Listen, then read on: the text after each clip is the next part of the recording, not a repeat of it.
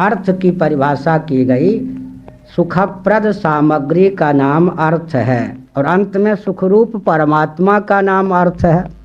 अर्थ भी वही, धर्म भी वही, काम भी वही, मोक्ष भी वही, अंत में पुरुषार्थ चतुष्टय भगवान का ही नाम है।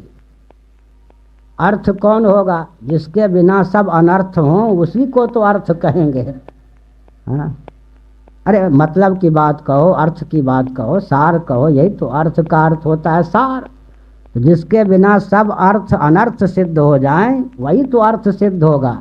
तो परम अर्थ परमात्मा की अभिव्यक्ति का नाम अर्थ है। सारा संसार अर्थ हो गया। पृथु महाराज के आख्यान से यह सिद्ध होता है या नहीं? सब कुछ अर्थ है जी। है? पृथ्वी का जो दोहन एक कथावाचकों के लिए संकेत करते हैं। पृथ्वी के दोहन का प्रकार क्या था और अन्न का स्वरूप क्या था, यह तो भागवत में है, लेकिन उनका रहस्य क्या था वो महाभारत में। जिन्होंने महाभारत का वह प्रकरण नहीं पढ़ा वो भागवत के उस प्रकरण का रहस्य नहीं समझ सकते। संभव है बहुत से टीकाकारों ने महाभारत का वो अंश बिना पढ़ के ही टीका लिखी हो, इसलिए हम संकेत करते हैं पृथु महाराज ने पृथ्वी का दोहन कैसे किया, किस रूप में किया, अन्न का स्वरूप क्या था, वह तो श्रीमद् भागवत में है, लेकिन रहस्य भाग महाभारत में है, वहाँ से मिलेगा। तो अंत में क्या हुआ?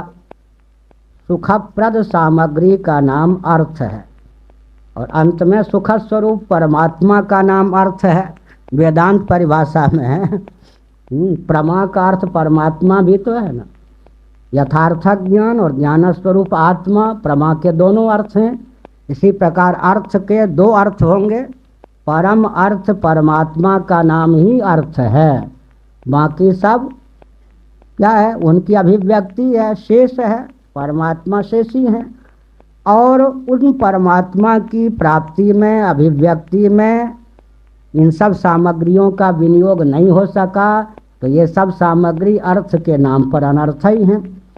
तो अर्थ का अर्थ हुआ सुख स्वरूप परमात्मा और सुखप्रद सामग्री का नाम अर्थ है।